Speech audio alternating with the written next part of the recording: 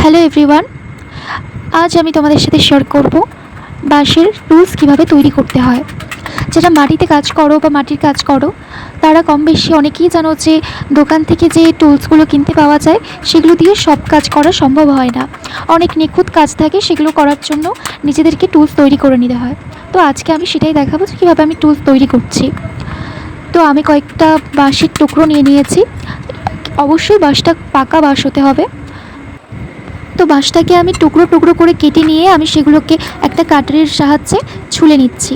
তো ভালো করে এগুলোকে ছুলে শেপ দিয়ে নিতে হবে এবং খুব ভালোভাবে একদম নিখুঁতভাবে পাতলা করে একদম ছুলে নিতে হবে।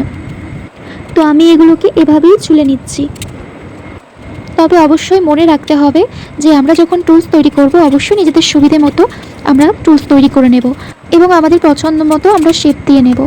যতটা আমাদের কাজের জন্য দরকার, যে যেরকম কাজ করে সে সেরকমই টুলস তৈরি করে নিতে পারবে। তো এবার আমি এগুলোকে ঘষে নেব। তবে আগে আমি নিজেই এগুলো করে নিতাম হাতে, এখন যেহেতু ডিপার্টমেন্টে মেশিন আছে তাই আমি মেশিনের মাধ্যমে ঘষে নিচ্ছি এগুলোকে। বাঁশের টুলস বানানো অনেকটা সময় সাপেক্ষ ব্যাপার, একদিনেই সবটা সম্ভব না। তো আমি নেক্সট কোনো একটা ভিডিওতে শেয়ার করে দেবো যে আমি কীরকম বানালাম বাঁশের টুলসগুলো। তো ফ্রেন্ডসরা, আজকের মতো টাটা।